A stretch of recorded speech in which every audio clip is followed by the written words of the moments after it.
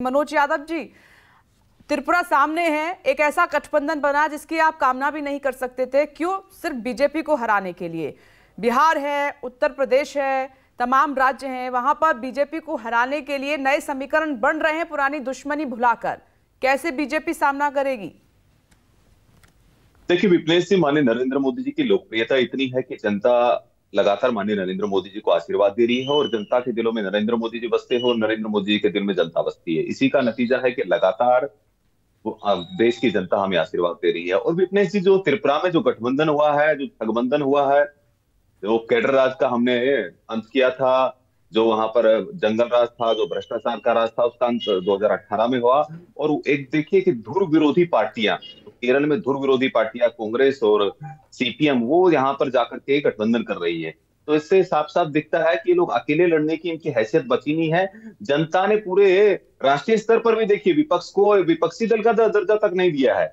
और ये पहली बार नहीं हुआ है विपनेश जी। आपको ध्यान होगा कि 2017 के अंदर यूपी के दो लड़के लड़े थे, राहुल गांधी और अखिलेश यादव जी। क्या हुआ? साइकिल पंचर हो गई, हाथ का पंजा कहां चला गया पता भी नहीं लगा। 19 में आपने देखा होगा कि बीएसपी और सपा के अंदर गठबंधन हुआ था, बुआ बबुआ की गठबंधन हुआ था, तो उसका क्या असर हुआ। और मौन सहमति तो ये बहुत सारे चुनाव में दी है। बंगाल में आपने देखा होगा कि कांग्रेस पार्टी ने मौन सरेंडर कर दिया था, अपने कैंडिडेट ही नहीं उतारे, अपने स्टार प्रचारक तक नहीं उतारे। उसी तरह से आप आरजेडी की बात कर रहे थे और जेडीयू की बात कर रहे थे, तो 2014 के पहले भी आपने देखा था, 17 में भी देखा था। इस तरह के लगातार ये लोग कितना ही भरसक प्रयास करते हैं, लेकिन माननीय नरेंद्र मोदी जी की लोकप्रियता और भारतीय जनता पार्टी का जो सबका साथ, सबका विकास, सबका विश्वास और सबका प्रयास का जो मूल मंत्र है, उसके नाते लगातार जनता हमारे साथ में है। जहां तक त्रिपुरा और जैसे आपके राजीव रंजन जी बता रहे थे कि भाजपा चेहरे पर चुनाव लड़ती है, मुद्दों पर चुनाव लड़ती है, मैं बता देना चाहता हूं कि भारतीय जनता पार्टी मुद्दों पर ही चुनाव लड़ती है। नॉर्थ ईस्ट को इस तरह से हमेशा दरकिनार किया गया कांग्रेस के शासनकाल में। आपको पता होगा कि आजाद भारत में पहले ऐसे प्रधानमंत्री जिनका 51 बार दौरा हो चुका है पिछले 8-9 सालों के अंदर। नॉर्थ ईस्ट के अंदर हर 15 दिन के अंदर एक केंद्रीय मंत्री वहां पर जाता है। और एक हीरा का एक कंसेप्ट हम लोग लेकर के आए कि हाईवे, इंटरनेट, रेलवे और एयरवेज किस तरह से वहां आधारभूत संरचना को मजबूत किया जाए।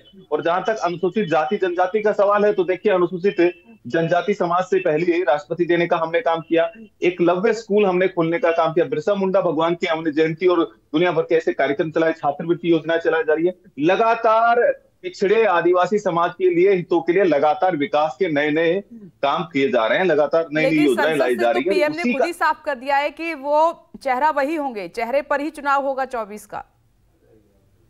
मनोज यादव, देखिए 24 नरेंद्र मोदी, विपनेश जी, देखिए माननीय नरेंद्र मोदी जी न केवल इस देश के अपितु पूरे विश्व के एक ग्लोबल चेहरा है और लगातार उनकी स्वीकार्यता है। और हमें गर्व होता है हमारे प्रधानमंत्री हमारे इतने लोकप्रिय चेहरा है, जो जनता के दिलों में राज करते हैं, जनता उन्हें आशीर्वाद देती है, तो निश्चित रूप से वो चेहरा रहेंगे। और वो विकास पुरुष है। देखिए 2002 से लगातार कांग्रेसियों और कम्युनिस्टों के द्वारा एक षड्यंत्र रचा गया। लगातार 2002 से देखिए जितना कीचड़ फेंका उनके ऊपर, लगातार वो कमल खिलाते चले गए। और अभी भी आप देखिए किस तरह के प्रोपेगेंडे और एजेंडे चलाए जाते हैं कम्युनिस्टों के द्वारा और कांग्रेस पार्टी के द्वारा और विपक्षी दलों के द्वारा। उसके बावजूद भी जनता जनार्दन अगर माननीय नरेंद्र मोदी जी को आशीर्वाद दे रही है, तो साफ साफ दिखता है कि उनके विकास पुरुष की जो छवि है, जो उनकी ट्रांसपेरेंट छवि है, जो भ्रष्टाचार मुक्त उन्होंने शासन देने का काम किया है। का पैरामीटर क्या है? ये जो 3 राज्य हैं, आज त्रिपुरा में इलेक्शन है, बाकी नागालैंड, मेघालय में जब इनका रिजल्ट आएगा तो और अंदाजा लग जाएगा, विपक्षी पार्टियों को भी समझ में आ जाएगा। निश्चित रूप से लग जाएगा। पिछले मैं आपको एक छोटा सा और बोल दूं, पिछले साल के 7 विधानसभा चुनाव में, 5 विधानसभा चुनाव में भारतीय जनता पार्टी को बहुमत मिला। भारतीय जनता पार्टी को जनता ने आशीर्वाद दिया। और निश्चित रूप से देखिए मणिपुर की तरह यहाँ पर भी हम लोग रिपीट करेंगे। निश्चित रूप से जनता हमें आशीर्वाद देगी। ठीक है। नमस्कार, मैं हूं मानक गुप्ता। अगर आपको हमारा ये वीडियो पसंद आया हो तो इसे लाइक और शेयर जरूर करें। और हाँ, हमें सब्सक्राइब और फॉलो करना ना भूलें, ताकि आप देश और दुनिया की कोई खबर मिस ना करें। तो जुड़े रहिए हमारे साथ और देखते रहिए न्यूज़ 24।